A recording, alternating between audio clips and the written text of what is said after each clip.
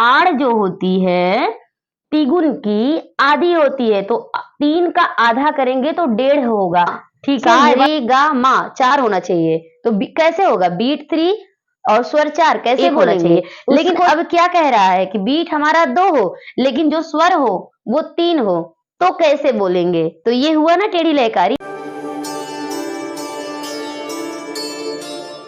Hello everyone, Radhe Radhe, नमस्ते, प्रणाम। मैं हूं कंचन मणिरत्नम, यूपी प्रयागराज से। स्वागत है आप सभी लोगों का मेरे YouTube channel music career academy में। फ्रेंड्स, आज का हमारा टॉपिक है लयकारी।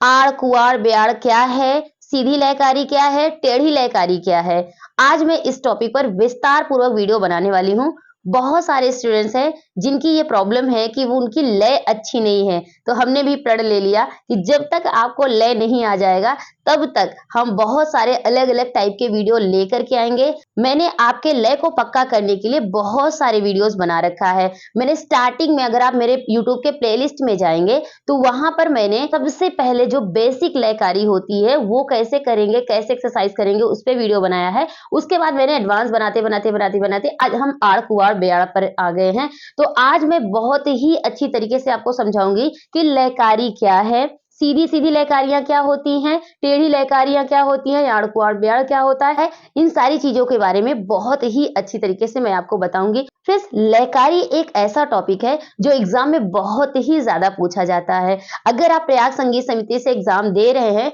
चाहे आप जूनियर स्टूडेंट हो चाहे सीनियर स्टूडेंट हो, आप सभी के एग्जाम पेपर में एक क्वेश्चन इसका बनता ही बनता है कि लयकारी क्या है, विस्तार पूर्वक विवरण कीजिए। तो आपको बहुत जरूरी है कि सिंपल से सिंपल चीज आप जानो और कठिन से कठिन भी चीज आपको आनी चाहिए। तो सिंपल चीज मैंने आपको बता रखा है, इसके पिछले वीडियोस में मैंने बताया है कि कठिन लयों को कैसे अभ्यास करें।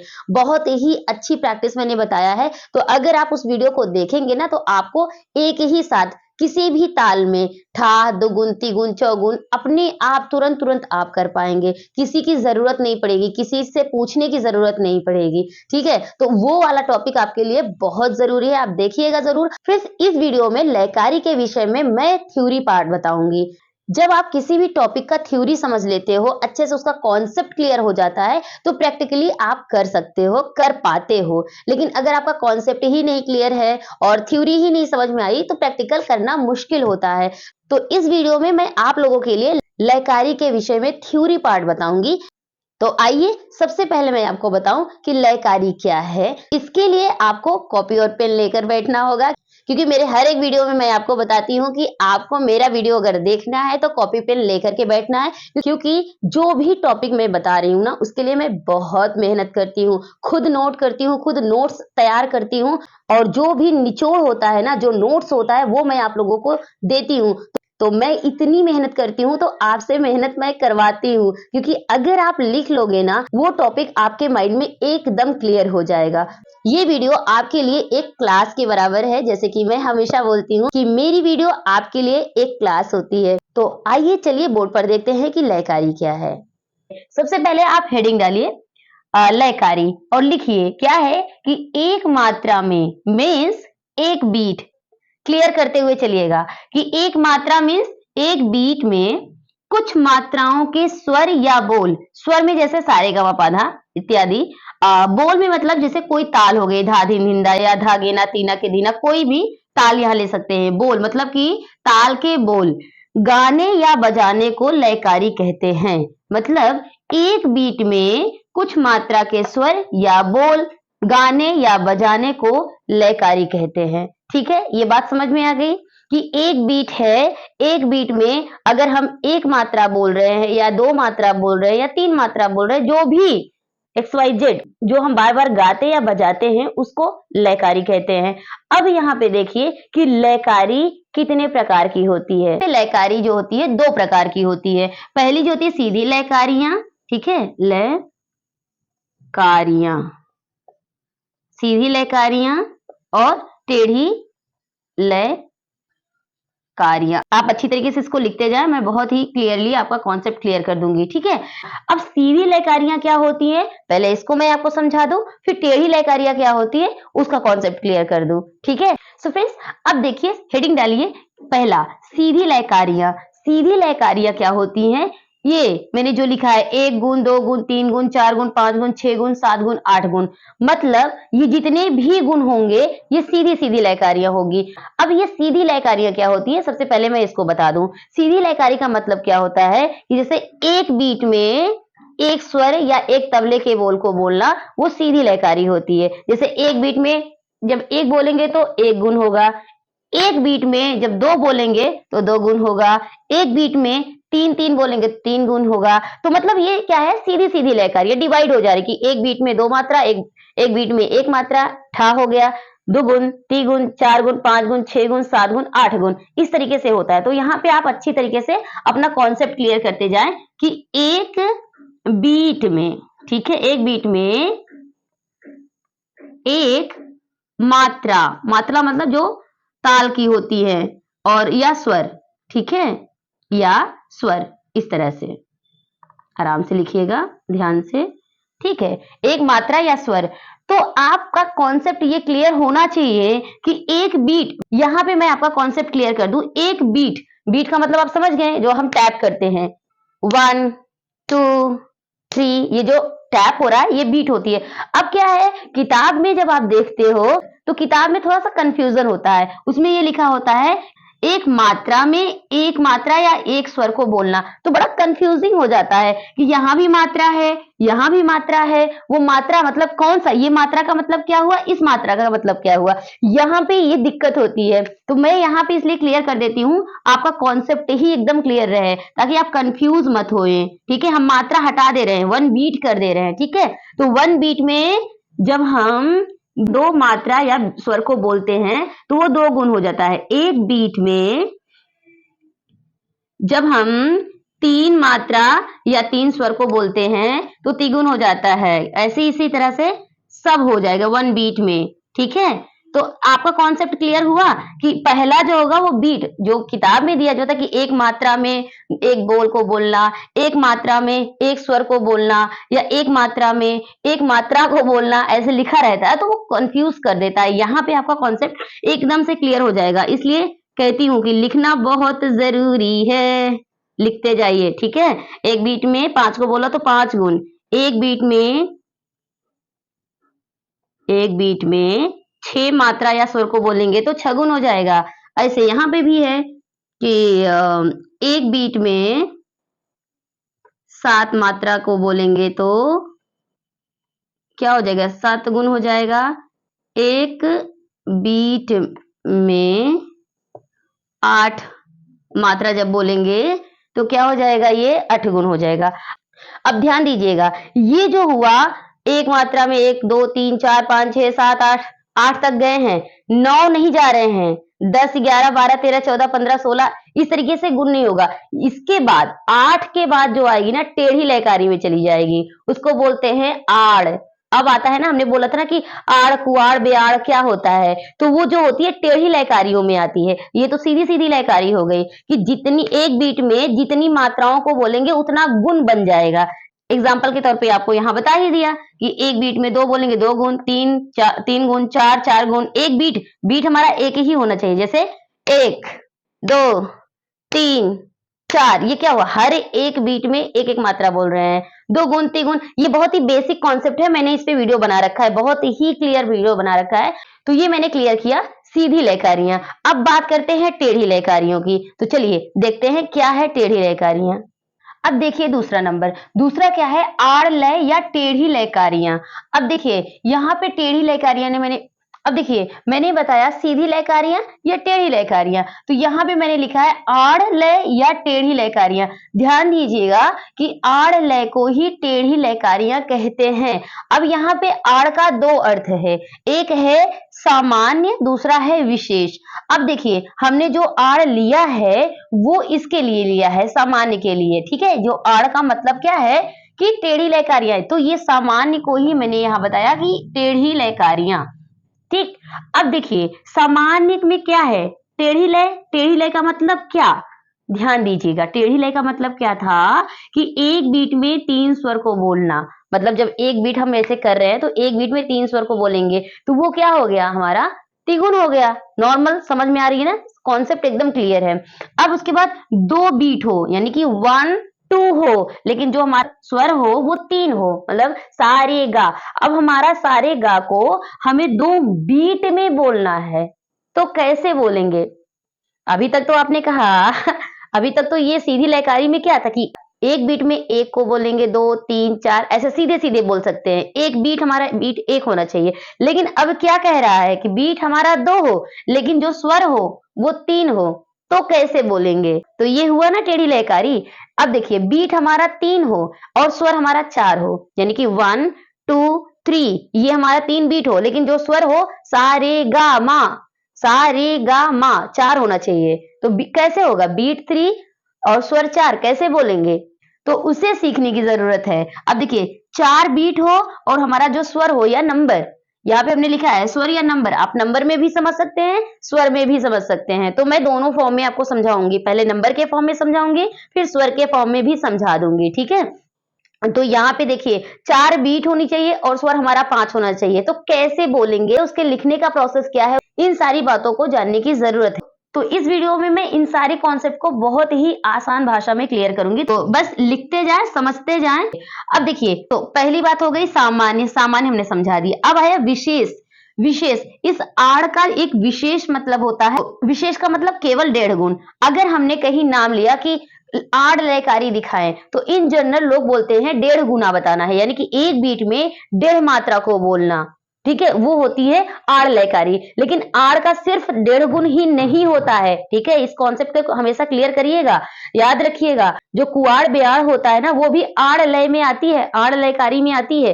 तो 2 मतलब हो गया, ये हमेशा क्लियर रखिएगा। यहीं पे लोग कंफ्यूज हो जाते हैं, जो क्रॉस क्वेश्चन होता है तो लोग जवाब नहीं दे पाते हैं कि अब बोलते हैं कि आड़ कुआड़ बेआड़ किस लयकारी में आती है, सामान्य लयकारी में या टेढ़ी लयकारी में? तो वहां पे आपका कॉन्सेप्ट क्लियर होना चाहिए कि टेढ़ी लयकारी ही आड़ लयकारी है।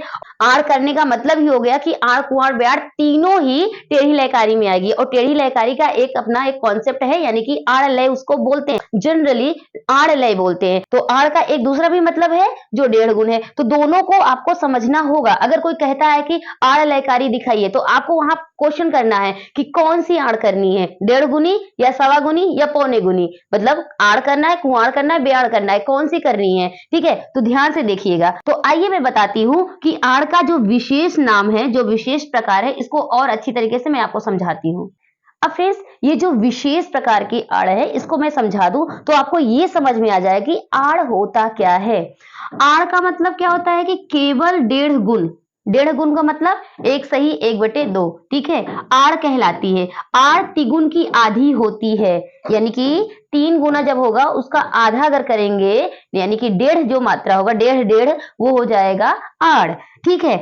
अब यहाँ मैंने एग्जाम्पल लेके समझाया है कि कैसे होगा। 3 यानी कि 3 का आधा करेंगे तो ये 1.5 + 1.5 कितना हो जाएगा? 3। अब यहाँ पे मैंने एक थोड़ा सा मैथ भी लगा के समझा दिया है, इसको प्रूव करिए कैसे। कि देखिए, लघुत्तम एलसीएम लेना आता है आप लोगों को? अगर आप लोगों को मैथ आता होगा ना, तो ये चीजें समझ में आ जाएगी। इसीलिए कहते हैं कि जो संगीत है वो सब कुछ है भैया। संगीत में मैथ है, साइंस है, बायोलॉजी है, इमोशन है, साइकोलॉजी है, हर चीज, केमिस्ट्री है, सब कुछ है भैया इसमें। तो यहाँ पे देखिए मैथ क्या है कि एलसीएम लेते हैं 2। अब यहाँ 2 1 जा 2, 2 1 3 हो गया। अब 2 1 जा 2, 2 1 3, 3 3 करेंगे प्लस, इसको देखेंगे 6 हो गया, 6 को 2 करेंगे, 2 2 3 जा 6, यहाँ आ गया 3, यानी कि 2 तिहाई 6, तो ये हो गया 3, सत्यापित हो गया। यानी 1.5 जो मात्रा होगी यही होगी। आड़ जो होती है तिगुन की आधी होती है, तो 3 का आधा करेंगे तो 1.5 होगा, ठीक है? ये बात समझ में आ गई। अब देखिए, आपने वहां पर सीधी लयकारी में देखा था कि 1 से लेकर के 8 गुण, हमने बताया था कि 1 से लेकर 8 गुण जो होगा सीधी लयकारी में आएगी, 9वीं से आ जाएगी टेढ़ी लयकारी। यानी कि अब देखिए 9वां क्या है कि 2/3 गुण, मतलब कि 3 बीट हमारी क्या होनी चाहिए? 3। यहाँ पे मैं बता देती हूँ, क्लियर रखना रहना, ठीक है? बीट हमारी 3, तो ये जो मैंने गोला गोला बनाया इसका मतलब 3। तो यहाँ पे 2/3 का मतलब क्या हो गया? ये हो गया स्वर, ये हो गया बीट। ध्यान रखना इस बात पे, ठीक है? लिख लेना कहीं, अगर नहीं समझ में आ गया तो ऐसे लिख लेना कि ये नीचे वाला जो होगा बीट होगा। अब देखिए स्वर हमारा कितना है? 2, तो मतलब हम 2 नंबर ले लेते हैं, 1 और 2। अभी मैं नंबर लेकर एग्जांपल बता रही हूँ, इसके बाद आप स्वर में भी बना लीजिएगा, मैं स्वर में भी बता दूंगी। ठीक है, तो अब देखिए 1 और 2, स्वर हमारा कितना था 2, बीट हमारा कितना है 3। अब हमें इन दोनों को इन 3 बीट में फिट करना है। तो करना क्या है, बहुत ध्यान से देखना। अब यहाँ पे ये बात रखना कि बीट हमारी 3 है, तो 3 यहाँ हम अवग्रह लगा देंगे। मतलब ये जो नंबर के साथ हमारा टोटल जो होना चाहिए 3 होना चाहिए। ठीक है, तो एक साथ 2 अवग्रह लगाएंगे तो काउंट करेंगे तो 1 2 3, 3 हो गया 3। अब यहाँ पे 2 के साथ भी 2 लगा देंगे, मतलब इसका भी टोटल नंबर जो होना चाहिए इस मात्रा का भी 3 होना चाहिए, यानी कि 1 2 3। याद रखिएगा कि 3 बीट में 2 मात्रा को बोलने के लिए अवग्रह लगाया जाता है। इसी अवग्रह को लगा करके हम प्रॉब्लम सॉल्व करते हैं। तो क्या कह रहा है कि 3 बीट है, मात्राएं हमारी 2 हो, तो अब हमें क्या करना है, 2 2 का यहाँ पे पेयर बनाना है। ओके, पेयर बनाना है मीन्स अब क्या करेंगे 1 अवग्रह हो गया, दुगुन हो गया 2 स्वर। अब दूसरे में अवग्रह 2 इस तरह से। इसके बाद क्या करते हैं, ये 2 अवग्रह यहाँ पे है तो 2 अवग्रह यहाँ हो जाएगा। ठीक है, बात समझ में आ गई। आप इसको लिख ही लिए होंगे। अब यहाँ पे देखिए एग्जाम्पल लेती हूँ स्वर को। मान लीजिए 2 स्वर है हमारे पास, सा और रे। ओके, ये 2 है स्वर। अब हमारी बीट कितनी है 3 है। हमें इन 3 बीट में सारे को बोलना है, तो वही फॉर्मूला अप्लाई करेंगे। मतलब कि सा में 2 अवग्रह लगा दो सिंपली इस तरह से। ओके, अब क्या है इसमें 2 2 पेयर बनाओ इस तरह से। तो पहले में क्या हो जाएगा, सा आ रे ए इस तरह से बन गया सिंपल। ये बात समझ में आ गई ना। चाहे नंबर में समझिए, चाहे स्वर में समझिए, चाहे ताल में समझिए, सेम फॉर्मूला अप्लाई होगा। तो यहाँ पे मैंने स्वर और इसमें बता दिया। अब देखिए 10वां क्या है 4/3, मतलब 3 बीट में 4 मात्राओं को बोलना है। यानी हमारी जो मात्राएं हैं वो क्या है 4 है। तो सबसे पहले हमें क्या लिखना है, बीट लिखना है। बीट हमारा कितना होना चाहिए 1 2 3, इस तरीके से लिख लीजिए ताकि आप क्लियर हो जाइए कि हमारा जो बीट है वो 3 ही है। 3 बीट में 2 स्वर को बोले तो इस तरह से। अब 3 बीट में 4 स्वरों को बोलना है तो कैसे करेंगे, चलो 4 स्वर ले लेते हैं, सा रे गा मा। यानी कि चलो ले लेते हैं कि हमें सा बोलना है, रे गा और मा। ओके, ये था। अब सारे गामा को 3 बीट में बोलना है तो कैसे करेंगे, सेम फॉर्मूला अप्लाई करेंगे कि जो हमारा सा है इसका जो नंबर है टोटल 3 होना चाहिए, तो हम 2 अवग्रह लगाएंगे। मेन काम है अवग्रह लगाने का। जो आड़ पुआड़ बेआड़ जो होता है या टेढ़ी लयकारी होती है ना, उसमें अवग्रह यूज करके हम उसको सॉल्व करते हैं। तो यहाँ पे भी 2 2 लगाना पड़ेगा क्योंकि हमारा टोटल नंबर जो होना चाहिए वो 3 होना चाहिए। ध्यान रखिएगा अवग्रह कितना लगाना पड़ेगा, तो उसके नीचे वाला जो नंबर होगा ना बीट, उसी के हिसाब से ये अवग्रह लगते हैं। मतलब एक तो जो स्वर का होता है पहले हम लिख लेते हैं कि 1 2 3 4, मतलब कि 4 बीट है यानी 4 स्वर है, तो सा रे गा मा हम ले लेते हैं। इसके बाद अब कितना अवग्रह टोटल लगाना है, 2 अवग्रह लगाना है क्योंकि इसको हमें 3 3 बनाना है क्योंकि हमारी बीट जो है 3 है। ये कॉन्सेप्ट अगर क्लियर हो गया तो समझ लीजिए काम बन गया। कोई बात नहीं, मैं बार बार बताऊंगी तो आपको समझ आ जाएगा, 1 2 बार में नहीं तो अभी बहुत सारे एग्जाम्पल ले लेकर बता दूंगी तो आ जाएगा। ठीक है, तो ध्यान से देखिए अब करना क्या है कि 4 है यहाँ पे, यहाँ कितना था 2 का बनाना था पेयर। मतलब ऊपर स्वर है नीचे बीट है, तो यहाँ पे पेयर हमें 4 4 का बनाना क्योंकि यहाँ पे हमारा जो स्वर है वो कितना है 4 है। अब देखें 1 2 3, अब ये 4, इस रे को यहाँ पकड़ के यहाँ खींचो। उसके बाद 1 2 3 4, इस यहाँ से पकड़ के यहाँ खींचो। यहाँ से काउंट करो, खींचना बाहर पीछे से नहीं तो गड़बड़ हो जाएगा। ठीक है, तो काउंट आगे से करना पीछे से खींचना है, तो 1 2 3 4 इस तरह से खींच दो। हो गया, बन गया 3 बीट। अब इसको लिख दो कि सा आ रे। ओके, उसके बाद आ गा आ, उसके बाद आ मा आ इस तरह से। ठीक है, तो बन गया।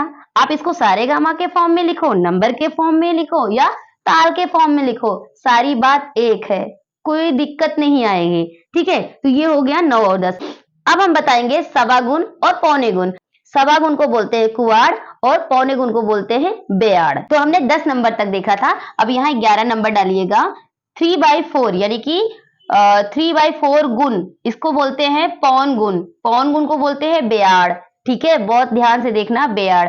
अब यहाँ पे बेयाड़ का मतलब क्या हुआ कि 4 बीट में 3 स्वर को बोलना है, यानी कि 4 बीट में 3 स्वर को बोलेंगे। 4 स्वर हो, चाहे ताल के बोल हो, चाहे नंबर हो, कुछ भी हो सकता है, लेकिन बीट हमारा 4 ही रहेगा।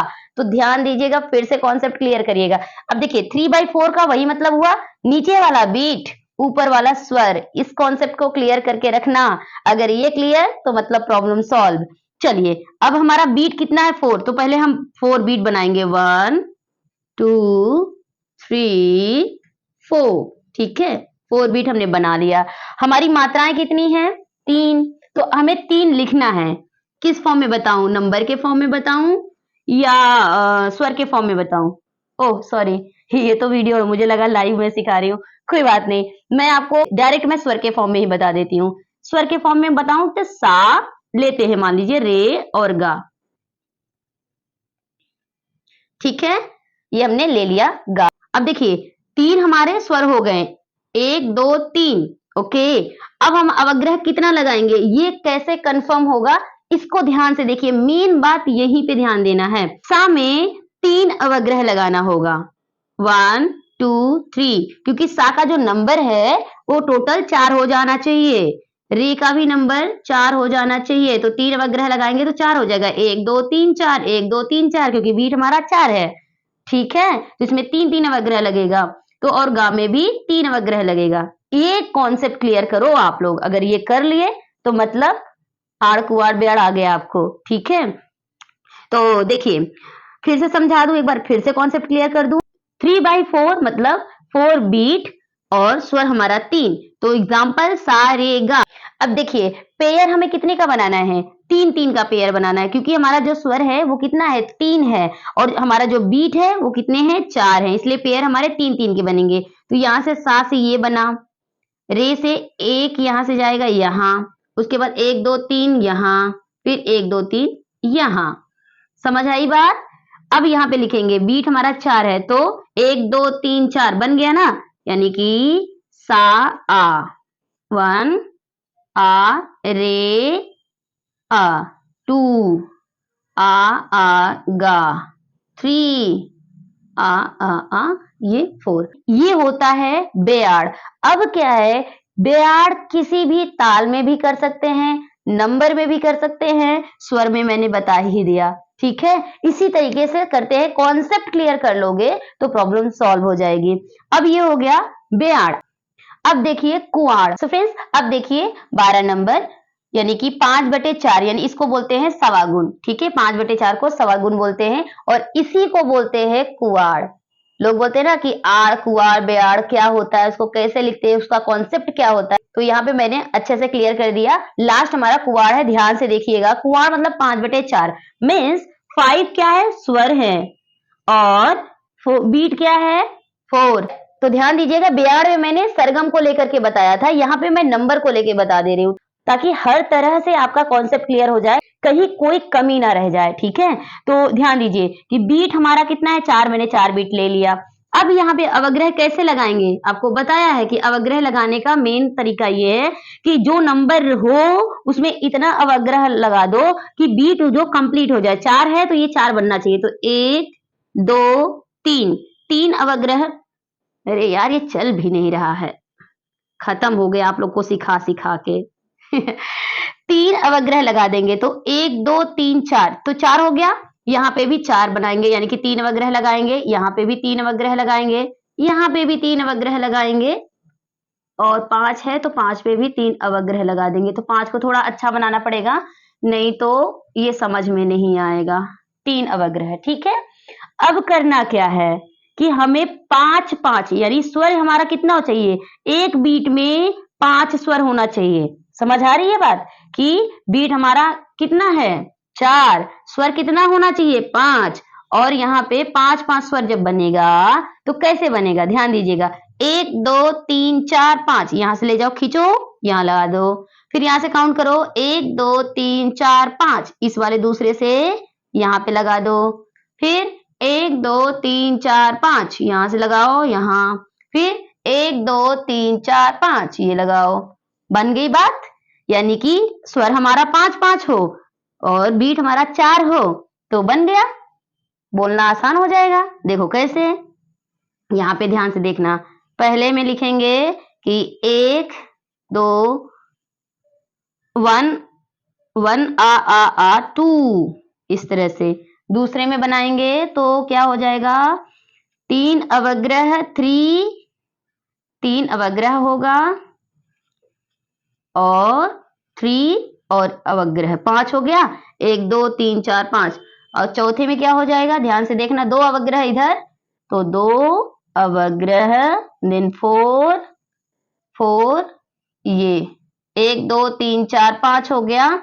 और पांचवी में क्या हो जाएगा, 1 अवग्रह देन 5 फिर अवग्रह। ठीक है, मैं ऐसे बना रही हूं ताकि आपको एकदम क्लियर हो, 5 अलग अवग्रह अलग इस तरह से। ठीक, तो क्या हो गया, 1 2 3 4 5। तो 1 2 3 4 5 यहां हो गया। ठीक है, समझ आ गया आपको कि कैसे करना है कि बीट हमारी 4 हो और मात्राएं हमारी 5 ही हो तो कैसे बोलते हैं, तो ऐसे बोलते हैं। ठीक है, तो क्लियर हो गया आपको, समझ आ गया कि आड़ कुआड़ ब्याड़ क्या है। आड़ मतलब क्या हुआ, 1.5 गुना, जो आपको हमने बता रखा है। और कुआड़ क्या हो गया, ये यानी कि 1.25 गुना। ब्याड़ क्या हो गया, मतलब पौने गुना। तो फ्रेंड्स, ये रहा आज का हमारा टॉपिक। और एक बात ध्यान से देखिएगा, यहाँ पे मैंने आपका कॉन्सेप्ट क्लियर किया कि आड़ कुआड़ बेआड़ क्या है, लयकारी में सीधी लयकारी क्या है। आपका कॉन्सेप्ट एकदम क्लियर किया मैंने, एकदम आसान तरीके से। अगर मैं यहीं पे और भी चीजें बता दूंगी ना तो आप कंफ्यूज हो जाएंगे, इसलिए इस वीडियो में मैं नहीं बताऊंगी। इस वीडियो में सिर्फ इतना कॉन्सेप्ट क्लियर कर दिया हमने। अब हम किसी भी ताल को, एग्जाम में आता है कि एक ताल का आड़ कुआड़ बेआड़ बताइए या दादरा का आड़ कुआड़ बेआड़ लिखिए। ठीक है, और जितने भी ताल हैं किसी भी ताल में आड़ कुआड़ बेआड़ लिखने को आ सकता है। लेकिन अगर आपका कॉन्सेप्ट क्लियर हो गया कि नीचे को बीट बोलते हैं, ऊपर वाले को स्वर बोलते हैं, आड़ क्या है, आड़ के जितने भी प्रकार है, अगर एक एक चीज को आप अच्छी तरीके से समझ लेंगे ना तो किसी भी ताल में कर लेंगे यार। कोई बात नहीं, मैं हर एक ताल में आपको आड़ कुआड़ बेआड़ कर करके अगली आने वाली वीडियोस में मैं आड़ कुआड़ बेआड़ हर एक ताल में लिखवा दूंगी। कैसे लिखा जाता है, कैसे बोला जाता है, वो सारी चीजें अच्छी तरह से समझा दूंगी। तो ये जो लयकारियां हैं, ताल आपकी मजबूत नहीं है, लय में नहीं रह पाते हैं, तो उसको मजबूत करने के लिए मैं ये सारी टॉपिक्स लेके आ रही हूँ। अगर आप सही से, ईमानदारी से, पेशेंस के साथ दे करके अगर प्रैक्टिस कर लेंगे ना तो आपकी प्रॉब्लम ही सॉल्व हो जाएगी। प्रॉब्लम बनेगी ही नहीं, कुछ भी नहीं बनेगी। कोई भी गाना हो, कोई भी राग हो, कुछ भी हो, आप कर लेंगे। तो फ्रेंड्स, चलिए जुड़े रहिए, मिलते हैं एक नए वीडियो में। नए हो तो चैनल को सब्सक्राइब कर लीजिएगा, बेल आइकन प्रेस कर दीजिएगा। पुराने हो तो प्लीज शेयर कर देना ताकि बहुत सारे लोगों की मदद हो सके। और हम मिलते हैं एक नए वीडियो में एक नए टॉपिक के साथ। तब तक के लिए टेक केयर, बाय बाय, जय हिंद, वंदे मातरम, राधे राधे।